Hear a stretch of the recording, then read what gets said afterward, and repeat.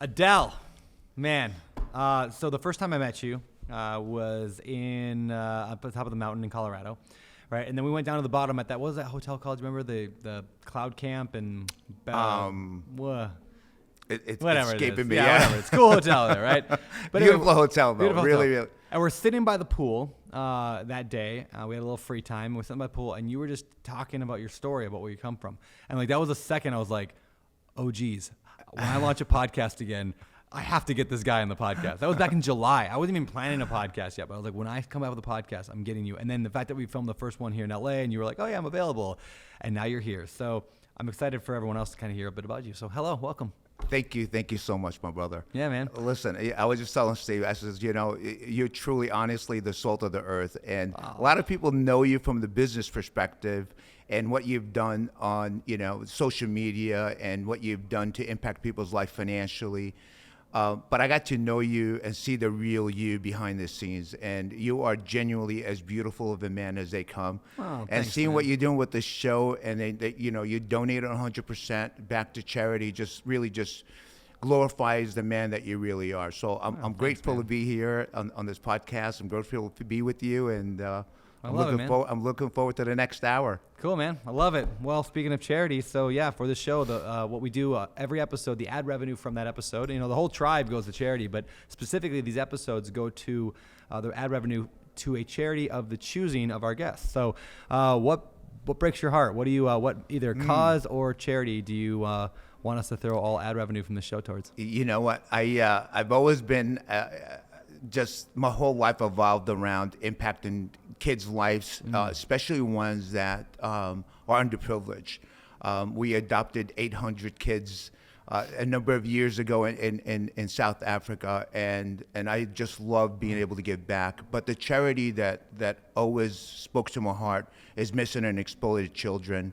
We've been supporters and sponsors of them because these are the kids that are abducted and abused in horrible ways. And we love supporting that charity, giving back, and making a difference in these kids' lives, and going out, rescuing them, and bringing them home where they belong. Man, all right. Well, that's definitely where we're going for this this episode. So Awesome. all right, man. Well, let's dig in a little bit. You had a $1 billion company at one point, right? We did. Yeah, we did. But I want to start way before that. I want to go way back before that. Like, who were you before that? Where'd you come from? What's your story? Oh my gosh! So I was born in a country called Jordan. Okay. Grew up in a tiny little village. I'm one of 10 kids, and we grew in a one-room house, not a one-bedroom house. One room. A one-room house. 10 kids. 10 kids, and that room was our dining room. It was our bedroom. It was our living room. It was our play area. It was our study room. It was everything to us.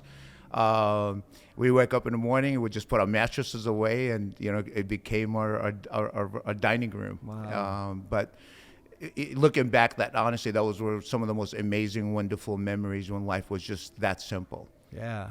I was, most people don't have recollection when they were 2 years old. I do. Because that was the 1967. That was a 6-day war that broke out. I remember bombs, exploding all around my house. I remember the house shaking, and like vivid memories of that, even at age 2. Wow. Age 4, there was another war in 1969, and in 1971 there was another war that broke out. And I have recollections of all that, and that was about the time that we came into the U.S., moved into Yonkers, New York, where I grew up. Graduated high school with 3 scholarships. I could have gone anywhere I wanted, but I opted to serve my country as a U.S. Marine. Oh, really? I didn't even know that. Yeah, Wow. absolutely. My haircut, I still keep my Yeah, haircut yeah, 30 keep it years short. later.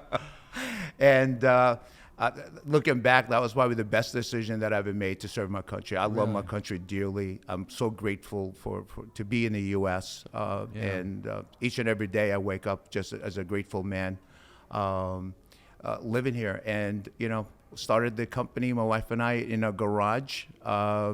And 25 years later, we built it to $1 billion valuation. Wow.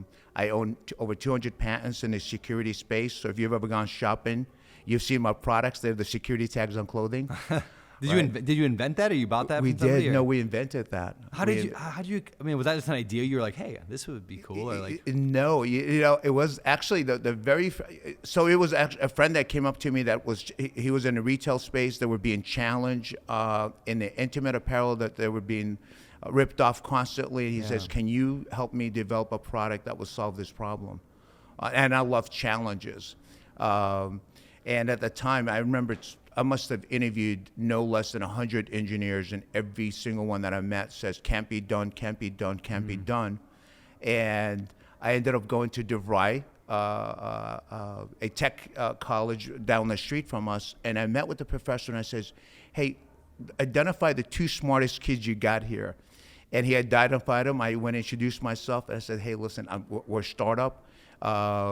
I'm willing, if you're willing to help me, I'll buy you breakfast, lunch, and dinner.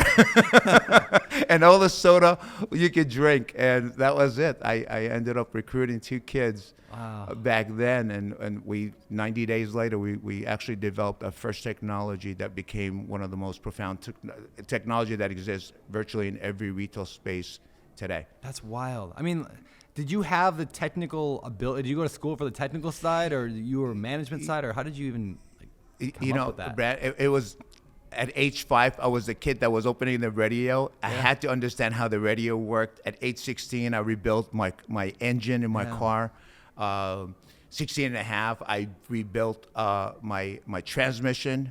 And when I was in the Marine Corps, I signed up and I was with ANGLICO, Air Naval Gunfire Liaison Company.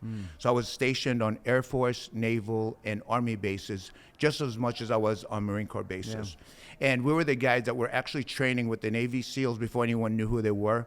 And we would jump behind enemy lines and assess the situation, and then either call in airstrikes from the Air Force, gunfire from the Army, or naval from the gunfire from the Navy. But when we graduated, they said, congratulations, Marine, your life expectancy is 37 minutes. And I remember tapping my brain, I was like, what the bleep did he just say? 37 minutes. So I went to a local Radio Shack. I bought a primitive form of repeaters and modified them and turned them into repeaters. We would borrow as much cable as we could get our hands on. And I would put these repeaters, and sometimes would be as much as a quarter of a mile away. And, you know, we would just call in airstrikes, and they'd be dropping smoke grenades thinking we're at, you know, location A. Oh, funny. And we'd be somewhere else, you know, sipping bourbon, thinking it was funny and hilarious that we were doing that, until I got a tap on my shoulder, and it was Naval Intelligence that says, kid, come here, we want to talk to you. So I've always had a knack for technology. I've always had a knack for solving problems. I think that's something, a gift that God has given me early on in my life, and He blessed me throughout my life with being able to utilize it for the good. Yeah. All right, so I'm going to ask you a big, broad question, and you can take this where you want to. To go from garage with an idea to a company worth $1 billion, like what was that like? That sounds wild. Yeah, it was. You know, look, it took an enormous amount of faith to do what we did, because 2 years into it, I had to make a decision: do I want to make a mortgage payment or make payroll? Yeah. And I opted for payroll. I ended up losing my house. Wow. And we just had a newborn. Brandon was just my son was born. And that was probably the lowest point in my life, when we were homeless. And, you know, I had to live with my parents or my family members. And it was really hard because I felt ashamed at some point. You know, I didn't want to see anyone because I felt like I was letting my wife down and my kid down. And I would wake up before anybody was up. I would leave the house if I was staying at my parents' house, and I wouldn't come back until everybody went to sleep. And my wife would, you know, she'll stay up with me with my son just so I could play with him and be with her. And we did that until I was able to turn the business around. But for the first 13 years, Brandon, we didn't take a vacation. It was other than a weekend getaway. It was really a lot of hard work, a lot of devotion, a lot of dedication. But I believed in what I was doing. Yeah. Did you expand different products, or was that like still your primary thing was just those tags, or did you do a lot of stuff? So I had a lot of opportunity to do stuff, but we stayed in that space. So Okay. tags were our primary, and then obviously we got into the video software. We got into facial recognition software. We got into really? other areas of technology, but try to stay in that. I wanted to be the master of that Yeah. particular technology, and we were competing against, at the time we were, a no brand name. Competing with billion-dollar companies like Tyco as an example. And that was tough. And I'm going to tell you something. These big companies, when they want to buy you out and you say no, which I've said no multiple times, guess what they do? They come with some bogus BS lawsuits that they were filing, and they were literally dropping the lawsuits at the front of the courthouse. Wow. And there was a time, you have to hear this, this is funny. This is a federal case that, that we were charged, they were alleging that we're infringing patents. It was all BS. And the day of, now that they've taken all my time and resources and enormous amount of money was spent, it was just really nothing more than a distraction. They dropped the lawsuit the day of. And then we filed a petition that told the judge that we don't want them to drop the lawsuit. And I was in California, and this lawsuit was in Ohio. The judge ordered me to appear in the court the next day. She didn't care how I got there. She said, like, I want your client here. So I finally found a flight, got in, and the judge says to me, she goes, sir, I want you to understand something. The plaintiff here is dropping all charges against you and your company and your attorneys are fighting it. And she goes, you're aware that? I said, yes, Your Honor, I am. And she goes, you don't want to drop? And I says, no. She's like, she pulls her hair out. I was like, help me understand. I said, Your Honor, this is not the first time she'd do it. And this is so wrong. And I want the jury to hear the truth. Yeah. And the reality, Brandon, is when you're innovative and you're small, the big sharks are going to go out and get you and distract you. And I would always say, just stay focused on your course and what you believe in, whatever God put in, as long as it's done from a good place and it's done at the highest ethics, fight for it. Yeah. Never give up. Yeah. That's incredible, man. Yeah.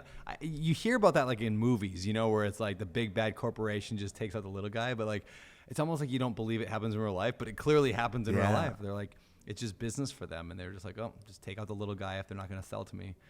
Wow. Okay. Yeah. So what happened next? You grow the $1 billion business. Yeah. So we did, we just kept innovating and growing. And now my company's valuation, in 2014, we're talking to Stanley Black & Decker. They offered us $350 million cash plus stock options at the time worth $1 billion.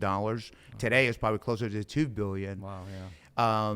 At 49, I was 49 at the time, I was in the best shape of my life. I was training for Ironman. I was in better shape at 49 than when I was in the Marine Corps. Oh, wow. And if you said, Adel, how was life? It was perfect by all definitions. Materialistically, I owned everything I could possibly ever dream of. Every dream car I ever imagined owning as a little kid, I owned. Houses. I mean, just life was perfect, healthy family. And I'm in great health shape. And then I got a knock on the door. And when I opened, it said, Adel, I don't care how much money you have. I don't care what you invented. I don't care who you know. I'm pancreatic cancer. And there is no escaping me. Wow. Wow. So you're faced with that. You got everything going on in the world, all this stuff, and then cancer. What was the diagnosis like? What was the chance? Like they say, most people survive it, most people don't. Where were you? So I was given my last rites on 3 separate occasions where man and science had given up on me. Wow. And when they did, my faith was strong, but I just like God. I know what God put in my heart, and I remember I would make my wife promises, and I said, "Baby, I promise you, I'm not gonna leave you." Because I more than anything in the world, I wanted to walk my daughters down the wedding aisle. And I wanted to be there for my boys more than you could ever imagine. So I had something to look forward to and to strive for and to want to live for. And I knew that, just with one of my favorite Bible verses was, when Jesus told the lady, says, your faith will heal you. And I knew that man had given up on me, but I knew my faith will heal me. And I believe that in my heart. I believe that with every ounce of my soul. And, today, this is my 6th year. Last year I was at UCLA, where they have what they call a gallium-68. It's a test that I think is one of 3 universities in the world that do it. It's not covered by insurance, so it's like 25 G's. But I came back 99.998% cancer-free. Wow. Right? Which is a pretty rare thing. The doctor was hugging me. He goes, Adel, 34 years, I've never had someone survive pancreatic cancer, and here you are. Wow. Wow. What do you credit that? I mean, like, obviously miracle, God involved for sure. Did you do anything else? I mean, did you go on a special diet? What all did you do physically to help? Yeah. So chemo, all that? I opted, my brother and I, who's an oncologist at the time, got diagnosed 1 month apart. He got diagnosed with liver cancer. I got diagnosed with pancreatic cancer. He went chemo. I opted to just go holistic. And so for the first 30 days, like, I felt like God had prepared me. And I'm one that truly, in my heart of hearts, believe that life is happening for us, not to us. And I've always looked at, when I look back on my life, I always looked at, my darkest moments were pivoting points to something greater than I could ever possibly imagine. And 2 years earlier, I was at a health retreat, and I was learning about special diets and how cancer operates. I wasn't sick or anything at the time, but I just wanted to be healthier, and that kind of clicked in and dawned on me that what I needed to do. So soon as I got diagnosed, I went on a water, lemon juice, and cayenne pepper diet for the first 30 days. Not a single piece of food went into my mouth.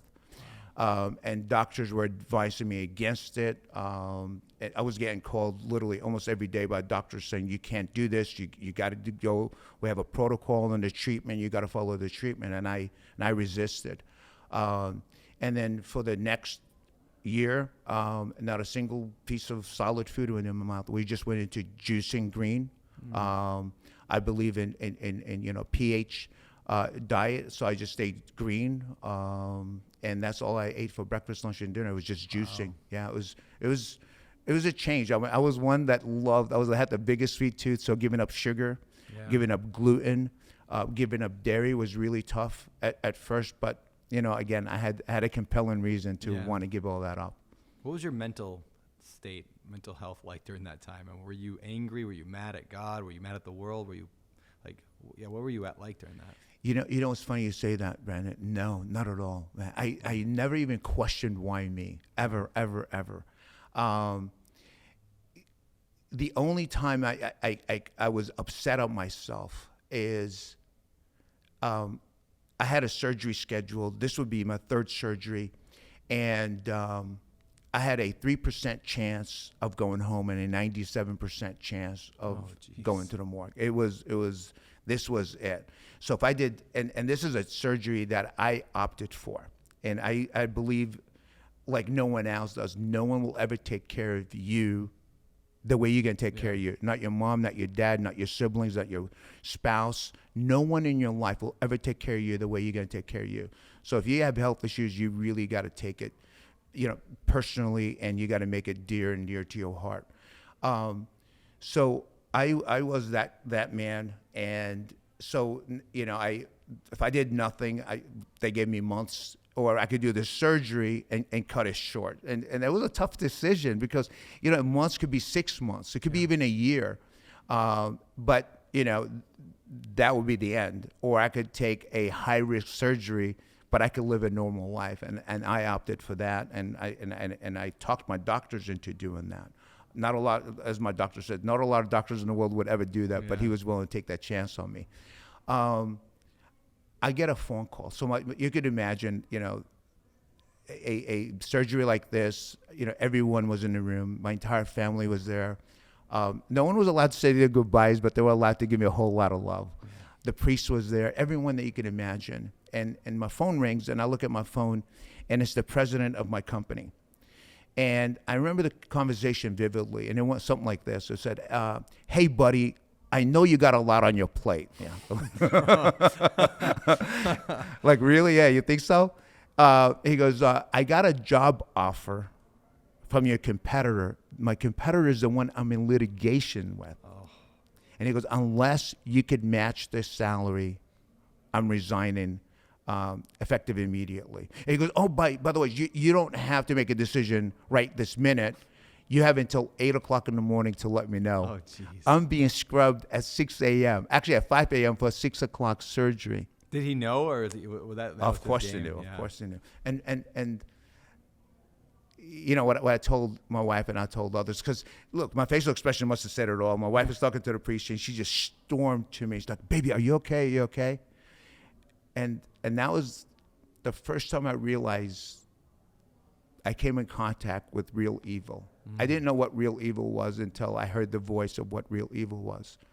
And what do you say to something like this? It was like, done. You know, I had so much things to worry about. It says, go for it.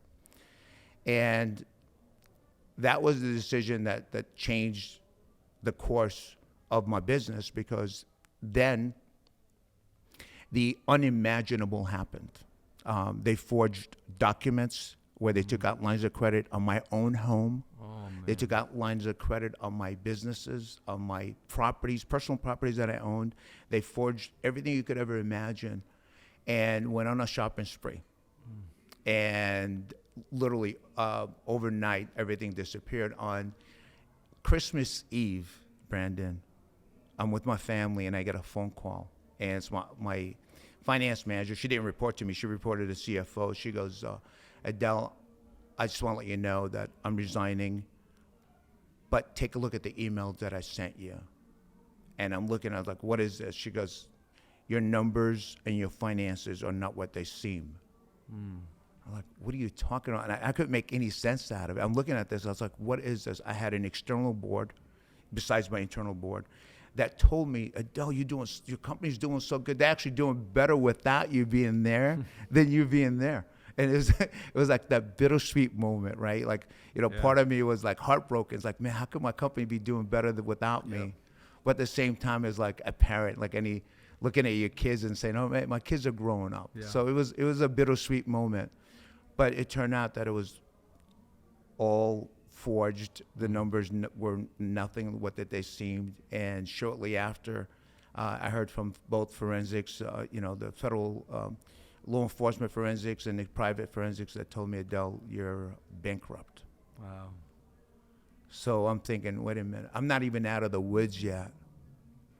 And I went from, a year earlier talking to M&A about exiting at $1 billion, and now I'm meeting with attorneys talking about bankruptcy. And, it wasn't a choice that I made. It wasn't a bad decision that I made. It was a card that I was dealt. So I never asked the question why this happened to me, but I was a little upset with myself that I was so trusting, that I could trust people, because I realize now that, man, sadly, will at some point betray your trust and let you down. Is there any advice for younger people or people earlier in their career trying to build that $1 billion brand? I mean, there's a few questions in there, but we'll start with like, how do I make sure that doesn't happen to me? How to make sure that the people around me are the right people and that they're not taking advantage of a situation or stealing? Like, what could you advise there? Yeah. So, looking back, I think it goes back to the hiring process. My gut told me I probably shouldn't hire them, but I went against my gut just because they had the credentials. Their resume looked incredibly, powerful. They had this very successful track records, and I was a little too trusting. I didn't trust my gut the way I should. So my advice would always trust your gut. Your heart will never fail you. It hasn't failed you. Otherwise, you'd be 6 feet under. Yeah. And trust your own intuition. And honestly, my faith, I'm a man of faith today, in a very profound way. I think that plays a big role in hiring a dynamic group of people, because, just having that commonality, I think, impacts people's life in more ways than you could imagine. Yeah. For me. And, unfortunately, none of them were people of faith. And I think that did play a big role, Yeah. Well, let's back up a little bit too in the story. When you were growing the business from the garage to the the $1 billion level, how were you as a father during that time? You got kids, right? Like do you feel like did you balance that pretty well, or was that out of balance a lot, or where were you at? Because that's something that a lot of people, especially like in my case with little kids, were dealing with. In fact, every conversation I've had on this podcast now has gone to that at some point. So I'm like, there's clearly something here in my head about it. Yeah. So, God blessed me with 4 kids, 2 boys and 2 girls. They're literally a year apart. There's a time we used to say 1, 2, 3, 4. And outside of my business, it was really my family. Sadly, at the time, I had to travel. Like 80% of my time I was living out of a suitcase and hotel rooms. But when I was home, 100% of my time was dedicated to my family. I made it a point, especially on their birthdays. I never missed a birthday. And Mom will take them to school, and Dad will go an hour later. I will pluck them out, and it would just be me and them, just for the rest of the day. I've always given them my undivided attention and made each one of my kids feel incredibly special, because they're all fighting for your attention, and that allowed me to do that. And of course, we always had our family time. But, I will tell you this, Brandon. When the doctors would walk in and tell me, I'm so sorry, there's just nothing we could do. In that moment in time, I never thought about, man, look at all the money I have in my bank, or look at all the houses I own, or look at all these exotic cars. I wish I did more. I wish I invested more. You know what I wish for? That, I missed the point. It's like, man, I wish I was there when my son hit the home run. I was able to cheer him on. Yeah. Or when my little baby girl fell down and I was there to comfort her. Or my wife needed a husband and I wasn't there for her. Those are the moments in my life that kind of really were defining moments. And that's what I would tell the audience, man, that there's nothing more precious and more beautiful than when you give your life and you give your attention to your family. There's just nothing, because that's all, at the end of the day, that's all that matters. That's where your joy and that's where your happiness and that's where your peace, your inner peace will always come from your family. That's good, man. Yeah, it reminds me of that quote they were saying, like, I don't know who first said it, but the idea of, people say they will die for their family. Like, I die for my kids. I die for my wife. I die. Yeah, good for you. Will you live for them? Yeah, exactly. Right? Yeah. It's so like, true. Yeah, you so can do all that want, but you're not showing that you're even living for them. So true. Yeah, so just that, my dad, when we were growing up, one of my earliest memories, my dad would come and pick us up from school one at a time. So we had 4 kids in my family too. And so one each day, each month. And I didn't realize, as a kid, I didn't realize that, it was every Thursday he would come on his day off and he would pick up us from school, would come and pluck us out of school or out of like lunch. And he would take us to McDonald's. We just go have McDonald's and I go back. And it was such a normal thing right now. Now I'm looking, I'm like, that would have been like annoying. Like he worked, 60 hours a week, he had one day off. And he spent it every single day, every single week off. He'd go take his kid out to lunch. Like he didn't go to the golf course or to the spa or any of that stuff. He just went and took his kids to lunch every single week. I choke up thinking about it. I'm like, that's a sacrifice. Like, and that was him being like, look, I have to put in a lot of hours. He's a meat cutter, works as a butcher, and he's like, this is time I get one-on-one to show my kids that. And I never thought because of that. In fact, we interviewed Steve Chu on this episode earlier, and we were talking about a similar topic about like being there when you're there. Yeah, being there. Like it's being fully present in that moment with your kids, and that's such a powerful thing. And like even if it's not 6 hours of playing Legos, it's that hour once a week of lunch made a difference. So it's true. Yeah. Oh my God, it's so true. Because my kids share that with me, and look, nothing brings me more joy than when my kids remind me of something that we did that maybe I've forgotten about, and it's those memories that really truly make a difference and reminds me that I need to do more of it. And to your point, I've seen so many people, it's like, hey baby, how was your day? And then they're watching the the football games, like, go 49ers. Yep. they're not even present, and if you're not present for her, someone else is going to be. Yeah. Ooh. And that's the truth. And the same thing for your kids, man. There's, I look back and they're the greatest blessing that God could ever possibly bless us with. And this is not about us being selfish. This is always about us sacrificing and doing what we feel is righteous in our heart. But Yeah. there's no greater feeling than when you have that peace and you come home and you see your family, run to you. But I would tell you this also, when I used to travel and I come home, all 4 kids wanted my attention. And, my kids would be running to me, just getting out of the car with my suitcases. And I would push the first kid and the second kid and the third kid and the fourth kid. And I always went straight to my wife. Oh, yeah. And she got my first kiss every single time. My kids today respect me so much for that. I was like, Daddy, thank you for showing us that. That at the time, it really bothered us. Today, we realized just how important that was. And man, that always makes me choke up a little bit. Yeah, I've seen you and your wife together, and you guys are sweet as 20-year-old like kids that just met. What's the secret there? How have you done that? Yeah, so a lot of people probably don't know the story. I met my wife a week later. We're engaged. I did not know that. 2 weeks after that, we were married. Wow.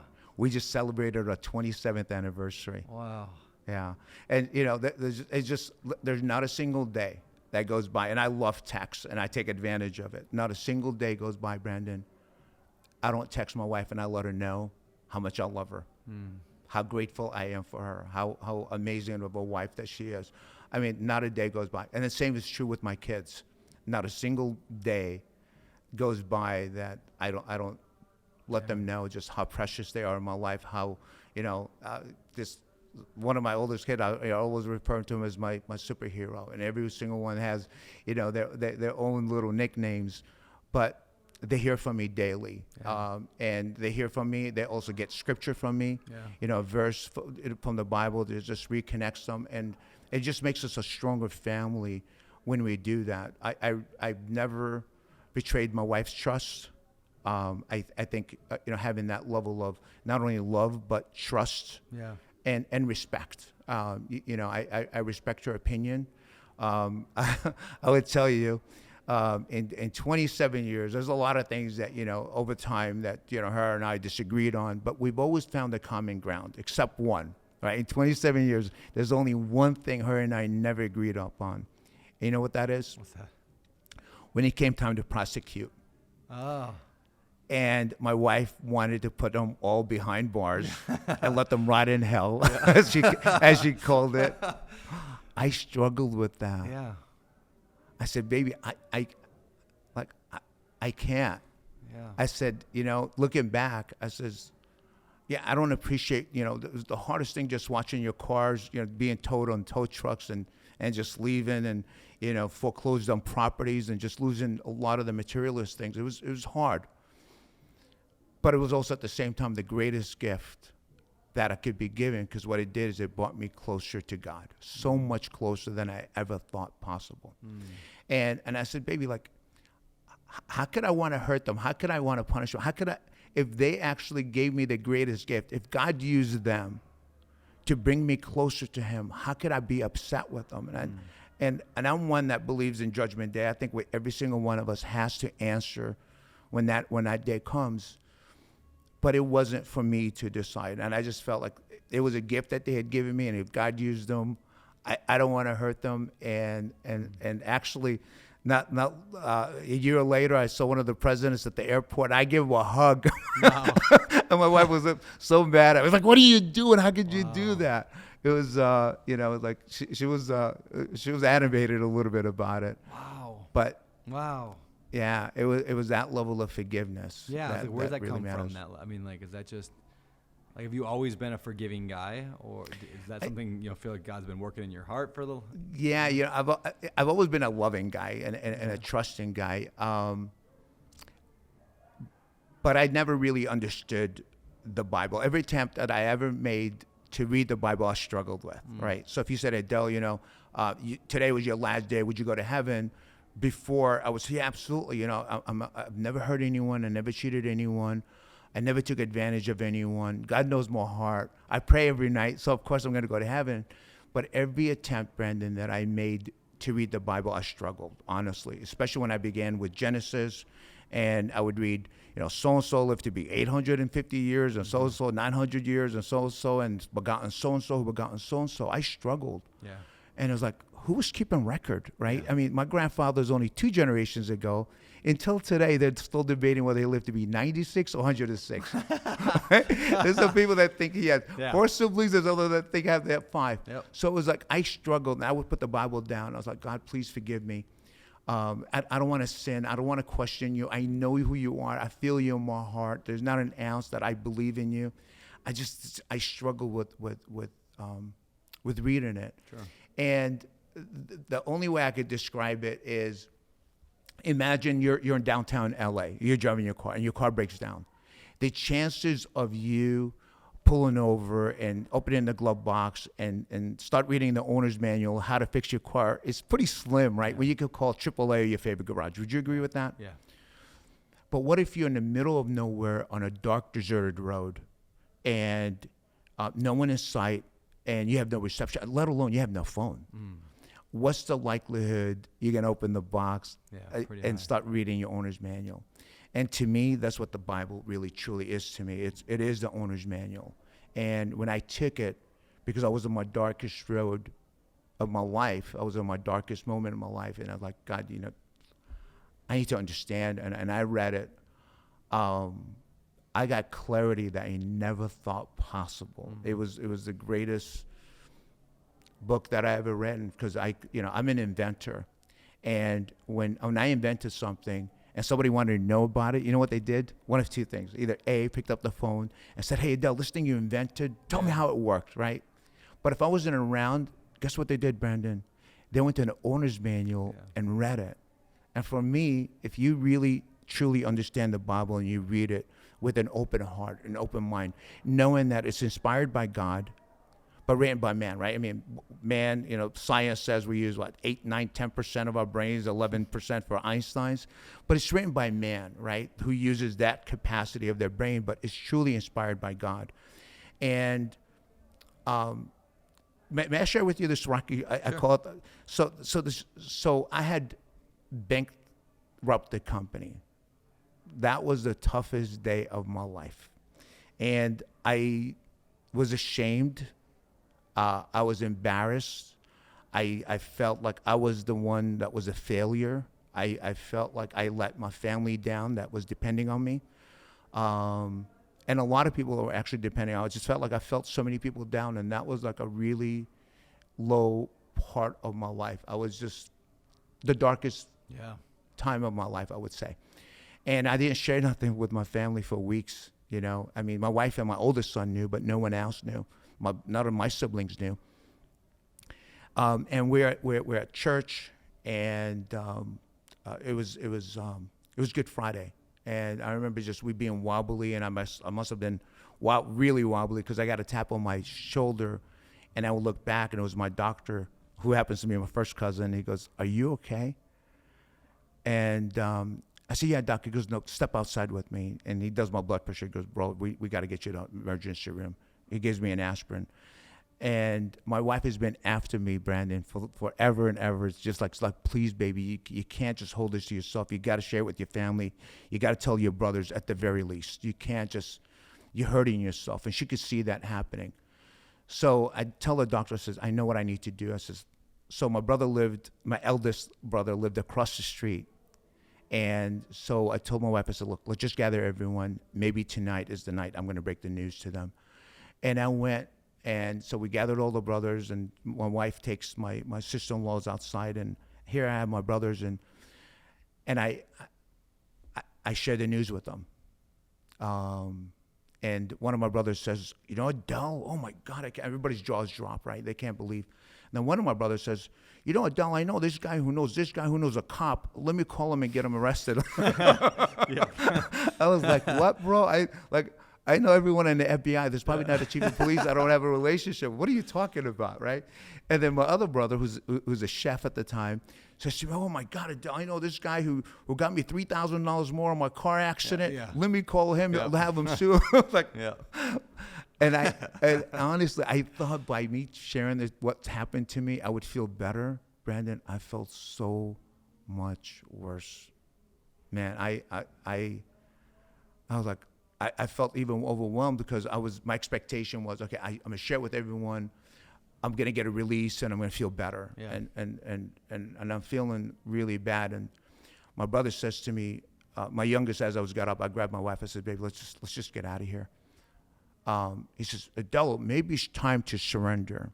I didn't know what he meant because up until that time, I never really dived into the Bible to know what he meant by it biblically. But he goes, it's time to surrender. And I just took it, bro. And I walked up to him and said, Rafi, let me tell you something, man. Surrender is for cowards. Mm-hmm. I don't surrender. And if the doctors told me to surrender and I listened to them, I wouldn't be here today. So I'm going to leave surrender to cowards. And I grabbed my wife and I just stormed out of there. And I remember driving and I was so angry. And I was like, baby, I was screaming, actually. And I was like, I just wish somebody would talk to me the way I would talk to me. I was just so hurt because this was it. This was, I didn't know what else to do. I was so overwhelmed. And the next day is Saturday. It's the holiest day. I'm Greek Orthodox. It's the holiest day in our faith. And I've missed Good Fridays because I miss connecting flights and making it home. And I've had to leave on Easter Sundays. But that Saturday is sacred to our entire family. And that's the day we Lent for 40 days. And that's the day we break Lent. So it's a big day, the day before resurrection. I've never missed church ever in my entire life. And here's my wife dressed up and looking pretty, and my kids are dressed up and looking pretty, and I'm laying in bed in a fetal position. It's like, baby, what are you doing? We got to go to church. And I tell her, no, I don't want to go. And she's like, what are you talking about? You've never missed church. This is really important to you, baby. And I says, no, I don't want to go. And I talk her into, I don't want to go. So she leaves with the kids. I pleaded with her to go. And for the first time, Brandon, I had what I call an out-of-body experience. I like something just sucked me up, and I'm looking down, and I see this man, I know it was me in a fetal position, and I'm like, who is this most pathetic man? He's everything I despise. Mm-hmm. He's everything exact opposite. And it was like, I'm looking at me, and like, I know it's me, and there's nothing I could do. And I went back into my body, and like, oh my God, what just happened? I put on my gym clothes. I had not been in the gym for 18 months. I get in my McLaren, right? And I drive to a 24-hour, actually LA Fitness. And I was like, it was a Saturday afternoon, so there's not a whole lot of cars. I still parked farther than anyone else. There was no other cars next to me. I put on Rocky Balboa, remember Rocky original song, and Eye of the Tiger. I put them in loop, put my headphones on. I go into the gym. I come out 4 hours later. God, my witness, Brandon, I had no clue. It was complete blackout. I had no clue what I did. Mm-hmm. Other than tell you I was head to toe, was completely drenched. Wow. And I look, and there's my car, and there's a piece of banged up car next to it with the door open, hitting my McLaren. Oh, jeez.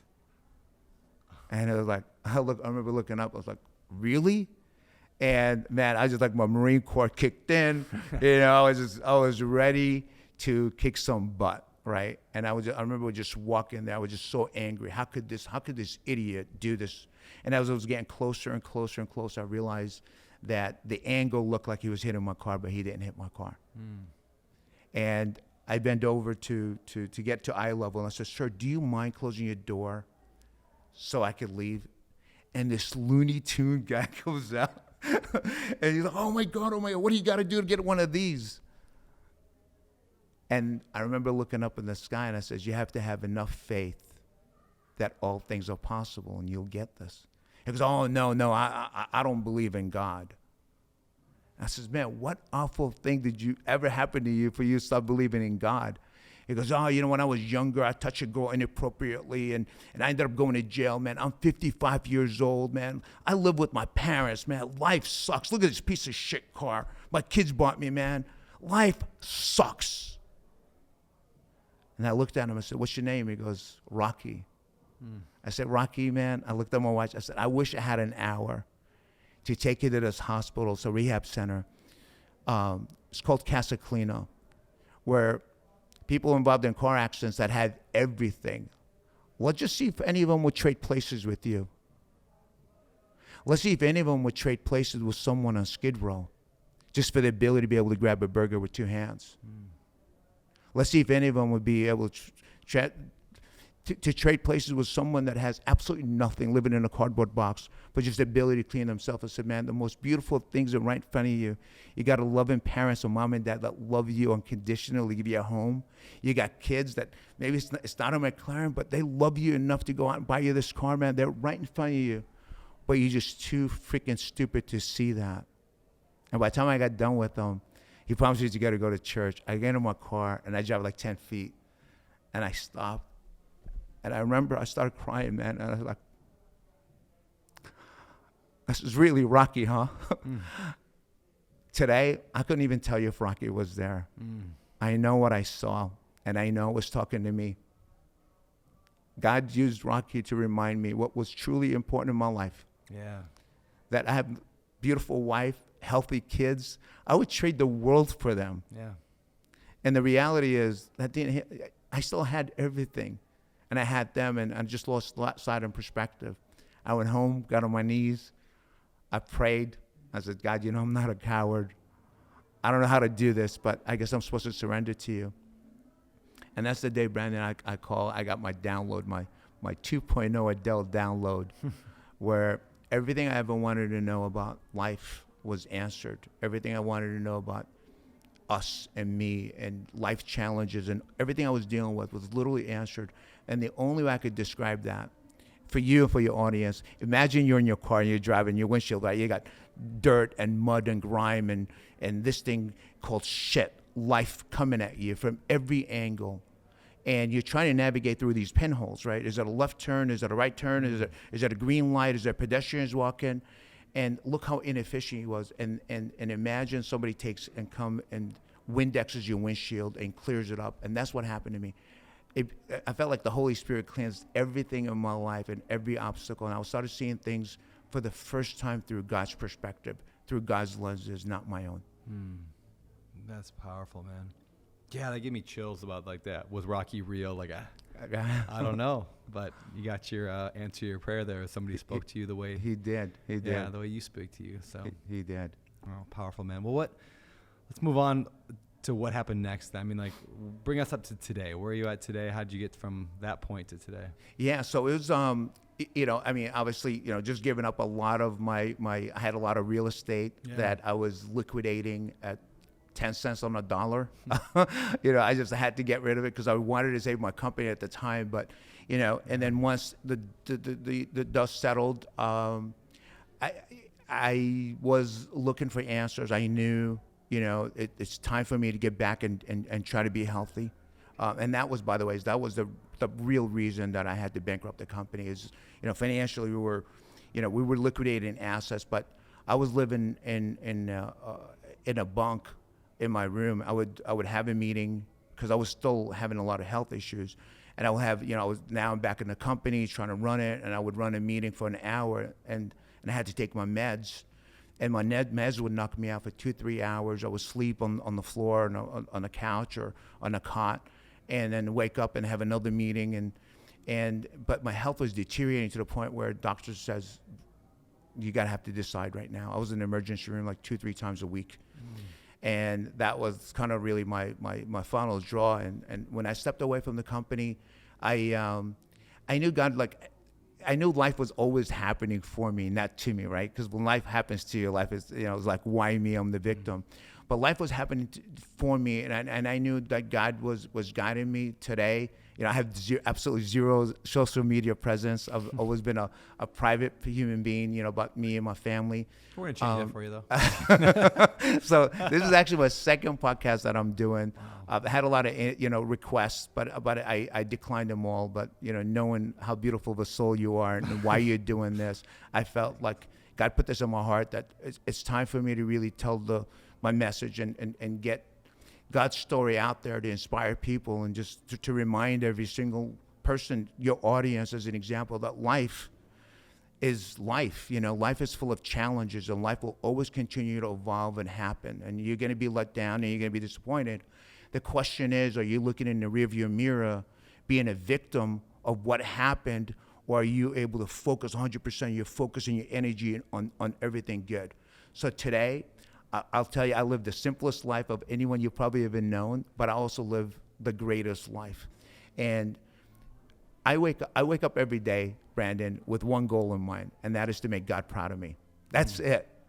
And every night when I go to bed, I put my head on the pillow. I kid you not, man. I'm like this. And I ask this question. I says, God, were you proud of me today? And if my goal is to make God proud of me, how do you think from the second I wake up, my interaction is with my wife? What do you think of my interaction is with my kids?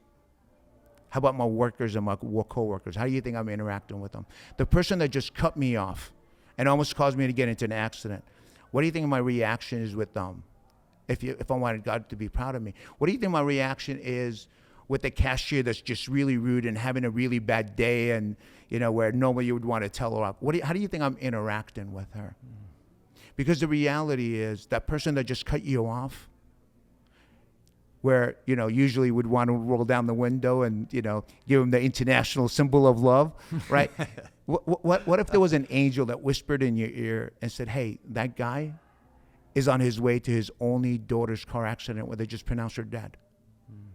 Would you still want to tell him off, or would you feel so sorry? It's like, man, I am that cashier that's having a really bad day, that you want to tell how to do her job. Better yet, go tell her boss what you think of how awful of a job that she's doing. What if I told you she's planning to go home and commit suicide because she's been betrayed by every single person in her life? Would you still want to tell her off or tell her boss, or would you want to make her smile and trying to make her day a little brighter? And I started looking at life from God's true perspective, because the reality is, I'll give you an example, and I'll give you an honest example. Let's just say that your dream car. Think of your dream car, right? Some are Ferraris, some are Lamborghinis, whatever that car is. Imagine you're driving it from the dealership, and you're in the first traffic light, and you're just so excited that look what I accomplished. Look at my baby dream car that I always dreamed of my whole life.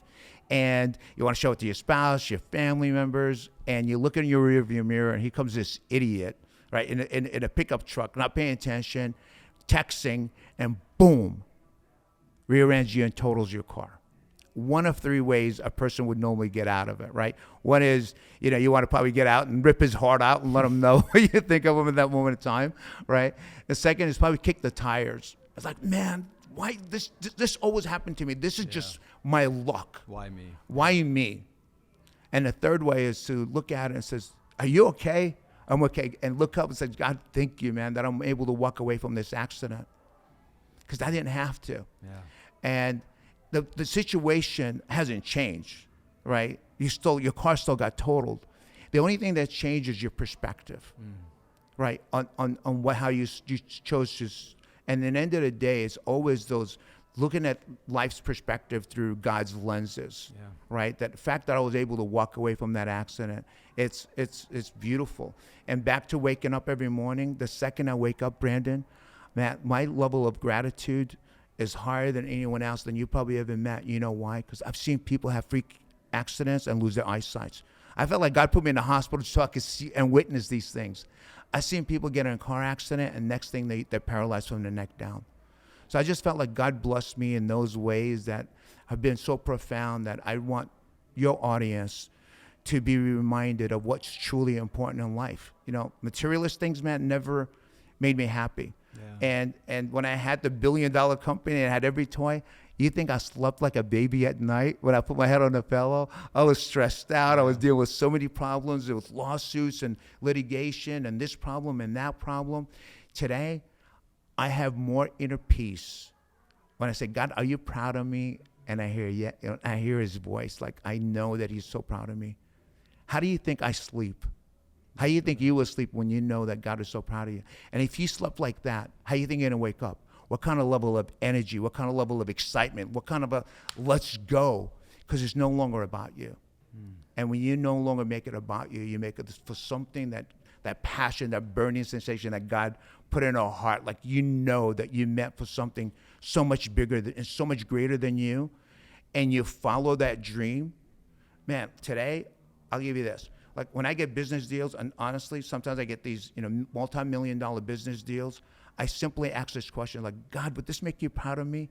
And if the answer is no, I waste zero time on it, and I'm focused somewhere else. Before I used to do the Brent Franklin and trying to justify why I should do these things. Like, God, if this deal comes through, I'm going to do. Today, I do nothing of that. I was like, if it's no, no means no, and I focus 100% of my energy and focus on things that I know that will make God proud.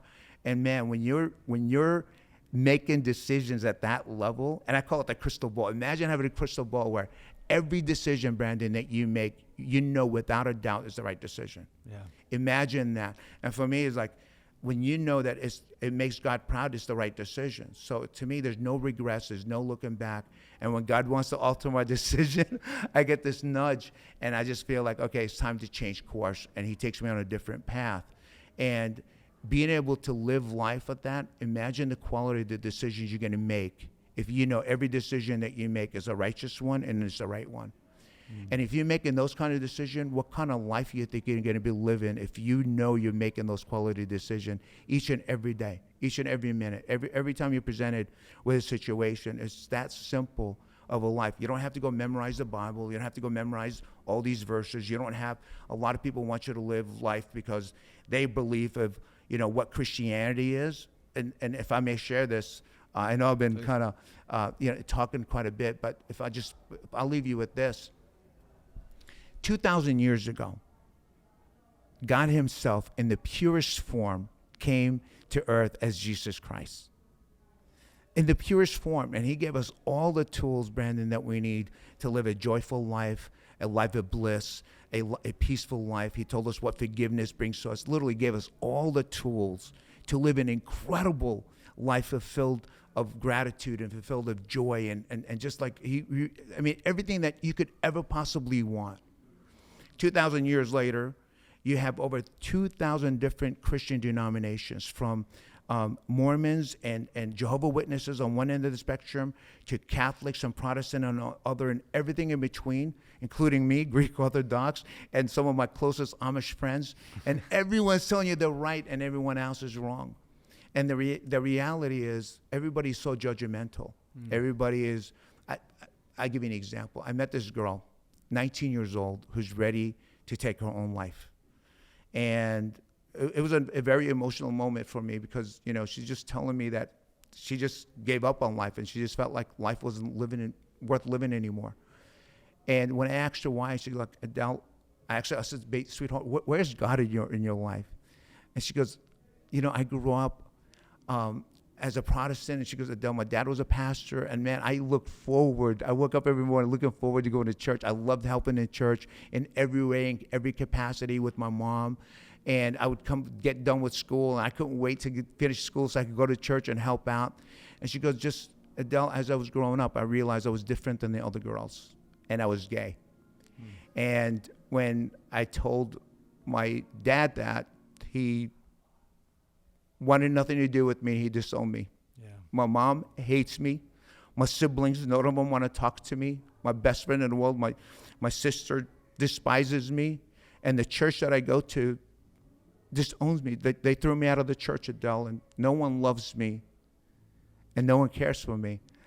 And man, I was just so taken by what this girl was. She's ready to take her own life, a beautiful soul like that. And I reminded her, by reading the Bible, I says, sweetheart, let me just tell you, you're created in God's image. That's the first thing you need to know. And let me just tell you about who my Jesus Christ was. When they asked him, like, Master, Teacher, what are the most important commandments? He says, there's no greater commandments than these two: to love God with all your heart, all your mind, all your strength, and all your soul. And to love your neighbor as you love yourself. He didn't say love your neighbor only if they're this color. Yeah. He didn't say love your neighbor only if they're their sexual orientation. He didn't say love your neighbor only if they have this financial status. He just says love them.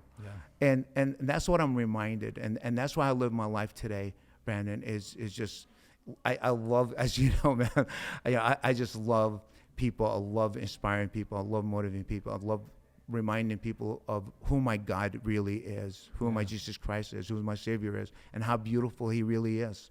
Yeah, how much like crazy amount of pain in this world would go away if people just followed those rules. Like, live to make God proud of you, like, love God, and love people. Yeah. We just follow those 2 rules. Like it makes total sense. Like why he would say these are the most important. That you do these things right, everything else is gonna be fine. So true. Yeah. So, Oh man. so true. All so right. true. We could talk for 100 hours, but I want to shift this over towards the last segment of the show. I don't have a good fancy name for it yet, but right now it's gonna be 3 questions with 3 we'll call it 3 pieces each. All right, first one. We'll go with 3 things that you've done. What 3 things have you done in the last year? It could be a action you've taken, a change, a habit, a routine, a product you bought, a book you read, whatever. Just 3 things that you've changed in your life in the past year that has given you a better life. I live, like I told you, I live my life with those, wake up every day wanting to make God proud of me, and that's just really profound. In the last year, I just recently picked up painting, oil painting. Oh, no way. Yeah. That's cool. and it was just vision. I was painting. I woke up one day, I've never painted. I painted some pretty cool stuff. I'll show you after the show. And then I stopped for a little while. I didn't know why. And then I had this vision where you and I met Tim Tebow in, 9,000 feet up on the mountain. And when he was talking about when he talked about how he put John 3:16, and that became the #1 Googled item, God put in my heart right there and then that all my paintings are really meant to be nothing more than verses. Imagine having a painting that depicts that particular verse or that particular quote of how to live life. Oh, that's cool. Yeah. Yeah, I like that. Yeah. So so I live that, and now we have the Jesus.com, JesusLike.com, right? So everyone, I strive to be Jesus-like. I think every good Christian wants to be a Jesus-like person. So we own the JesusLike.com. Cool. Tony's working on it, trying to build it for us, and really want to just show what it's like to live a beautiful life that's full of joy and happiness, and how would Jesus react to everything. And it's a tool to be able to, I envision having podcasts. I envision being able to share incredible inspirational stories and how our faith will heal us. Yeah. And how to believe in yourself, and how you have all the tools to live an incredibly magical, beautiful life. We just conflate it. Life is already tough as is. And I just feel like, the outside sometimes just makes it a little bit tougher. And I want to come in the purest form the way it was 2,000 years ago. Yeah. That's awesome, man. Yeah. Yeah. All right. So what about books? 3 books that have impacted you in your life. Let's say besides the Bible, because that's the obvious one. Yeah. Actually, you know what? That's to me, that's the single most important book, Yeah. that I think, and reading it from, just with that kind of understanding. Tony Robbins, had also an incredible impact on my life, just growing up.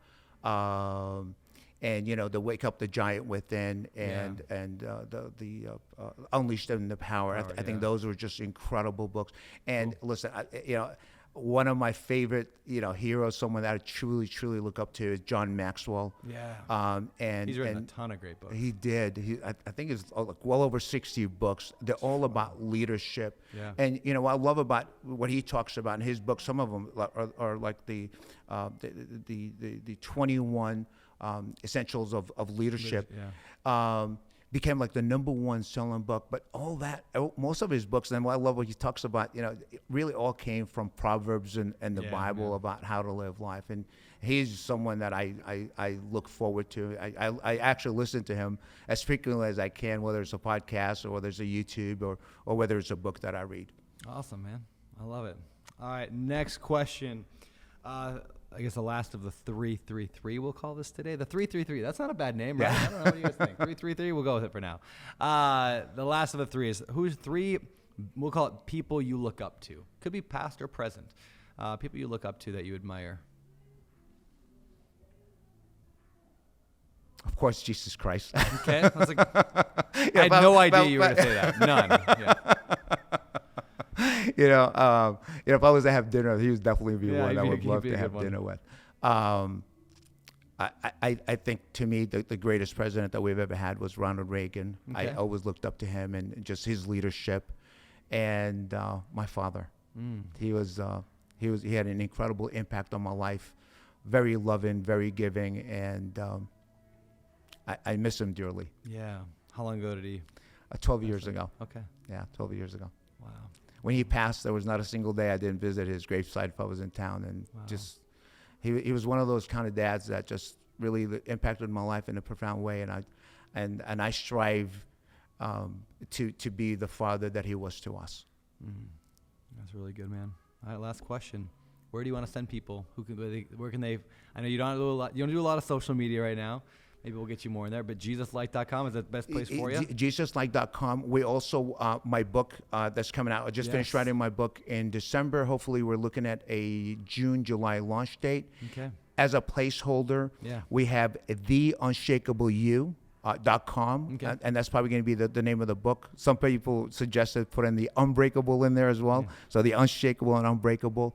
But the unshakableyou.com, because I just want to give you the tools and powers to overcome whatever life challenges throws at you. And they're probably going to be the Adel Sayegh.com that we're going to be able to communicate to everyone that wants to listen and hear about, life stories and inspirational stories. And, hopefully most of them will be, spiritual, but they're all really to give you the tools to live a joyful life, to live a life that is stress-free, and to always walk away with, no matter that, your world could be falling apart, but yet you have the peace that surpasses understanding. Yeah. And man, what a great tool to have, because at the end of the day, I think every one of your audience that's invested in real estate or raises money or, it's just so we can make enough money so one day, right, we could have the peace to that no matter what happens, we have enough, we saved enough to live comfortably. And my question will always be, man, what if you could have that peace today? The peace that surpasses understanding. And that hopefully is my goal with the JesusLight.com. Awesome, man. I love it. I love you. Thank you. And I love you, man. appreciate you. You're awesome. Thank you. You're awesome. Thank you, brother.